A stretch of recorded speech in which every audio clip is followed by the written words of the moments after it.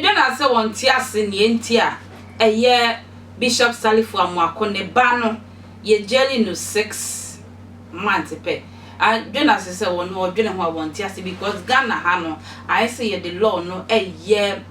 bribe magia shem hunti akwesa asempe fe na say baby anokra eda pa no eye Ghana judge form entimi mfa eye nokra no enda sanso na omampani John drama ni mahama eye 2024 abato no hwemu pa wo fa ba na so nam haram ene sebe judge form krasefo a ye wo Ghana nti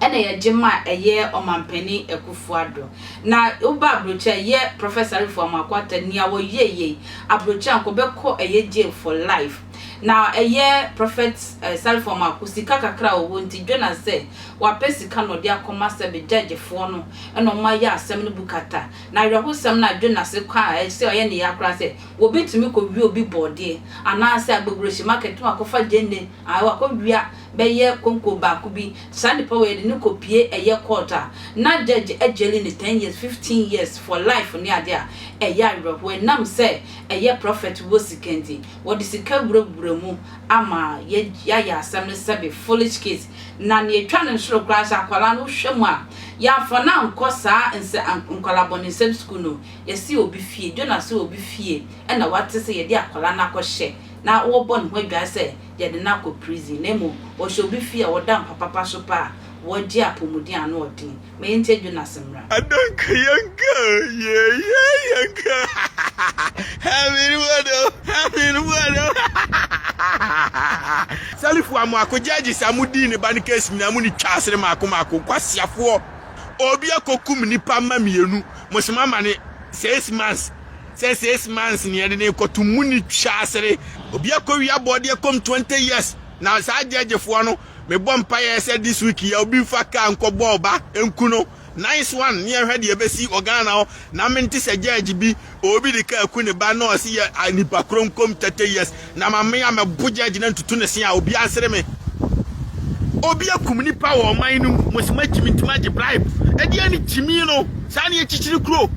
Salifu Amoako ne wo kankan ne wo nyanyan kwase ampanyina wa yusu kwase wei Jimmy we junkie my way ejina ho se Yesu kasa kire no o tumi wa wunye Yesu antimi anka nyansa wo ba kwase na wantete ne ye no o kwa koku obi ba ntimi mfa ka ne ma no dabi me ametia minim kura se me amemfie nuru Salifu Amoako minim sa kura less than 16 years me de ka asafo ehye ni nsem okokum nipa o romantically enti se me de hye ni nsem na okokum nipa e wo se papa ne akura ni na kotam e de ani Jimmy no arukali na yire na koka chia ni se wabono akoka de ko court wabono no wayesi ntronko a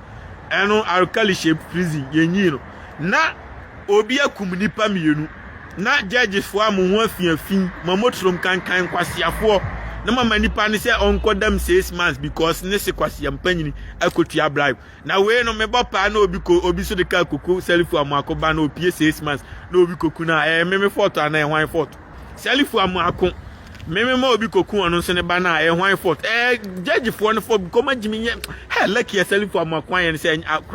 victims no omo mawu no ba kokura nya mabusuani se ba ko ye mabusuani ankasa amne Salifu Amoako ban prison ho kura no bewu nti na akura me fresh prison no omo prison ni dia sa omo se omo boa enye prison obi fie ne na ko sha ne ya o ya akura nti on qualify se obeda prison nti o she obi fie 6 months na am se we Ghana comedies be American kura nyina de the prison because emre do we kwasia bi 16 years cannot go to prison kwasia 16 years akum nipa on kwan aboa bibini ba 16 years no nya akura o bibini 11 years kura virgin nim 12 broni ba 16 years kura na okampa on nim hwe bibini 12 years kura virgin nim 13 years 16 wa wonta for me Ghana law Jonas said law no edi obia enti anke wosa akwala no ye journey for life na aye Ghana judge for munde nyame asese nkwala na wo mo hwere mo nkwan omumu bia ye ne busuani akobeko amompa enti wo bompa ise na wotwe nko na wie judge na ojeje asem no ka mbo ne ba na ono so ye kukwa obefa so de sa abusuafo no afom ekwentua akra